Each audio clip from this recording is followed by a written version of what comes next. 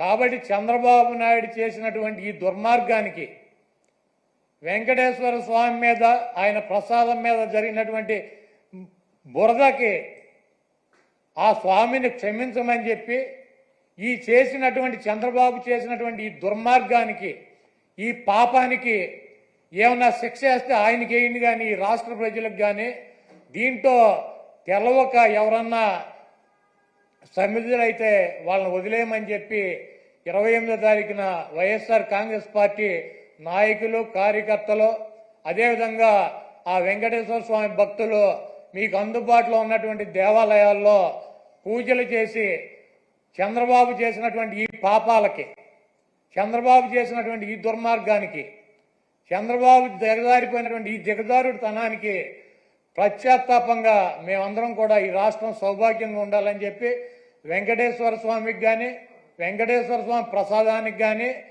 ఎవరూ కూడా హాని చేయలేరు. అది చెయ్యాలన్నటువంటి తలంపు వచ్చినా కూడా చెయ్యవసరంలా తలంపు వచ్చినా కూడా ఆ స్వామే చంద్రబాబు కన్నా మహిమ ఉన్నవాడు, చంద్రబాబు కన్నా ఎక్కువ అధికారం ఉన్నవాడు.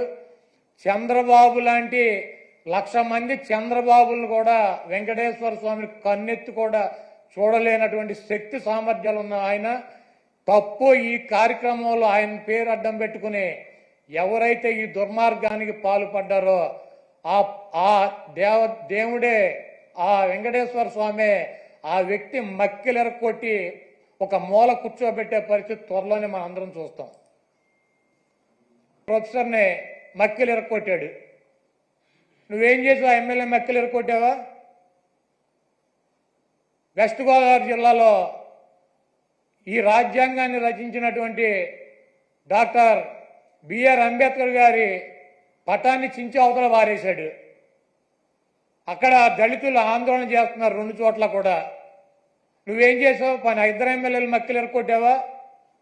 ఈ రాష్ట్రంలో నీ పార్టీ కార్యకర్తలు నాయకులు బరి తెగించి రోడ్ల మీద వైఎస్ఆర్ కాంగ్రెస్ పార్టీ కార్యకర్తలను చంపుతున్నారు, నాయకులను చంపుతున్నారు.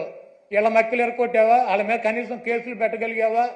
నువ్వు నీ పార్టీ వాళ్ళ మక్కిలు ఎరకొట్టలేవు, నువ్వు వచ్చి అవతల వాళ్ళ మక్కిలు ఎరకొడతా ఇవన్నీ పోసుకోవాలి కబుర్లు ఎందుకు?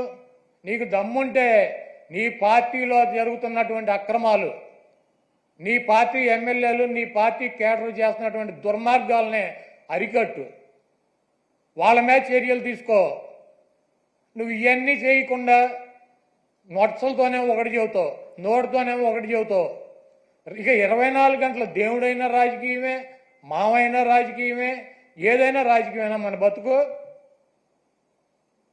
కాబట్టి చంద్రబాబు నాయుడు చేసినటువంటి ఈ దుర్మార్గానికి వెంకటేశ్వర స్వామి మీద ఆయన ప్రసాదం మీద జరిగినటువంటి బురదకి ఆ స్వామిని క్షమించమని చెప్పి ఈ చేసినటువంటి చంద్రబాబు చేసినటువంటి ఈ దుర్మార్గానికి ఈ పాపానికి ఏమన్నా శిక్ష వేస్తే ఆయనకి వేయండి కానీ ఈ రాష్ట్ర ప్రజలకు కానీ దీంట్లో తెలవక